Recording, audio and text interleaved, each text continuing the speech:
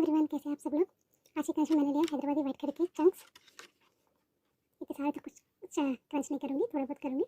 तो चलिए तो ड्राई क्रंच करते हैं, अगर ज़रूरत पड़े तो वेट भी करूँगी। तो चलिए फर्स्ट स्टार्ट करते हैं ड्राई क्रंच से।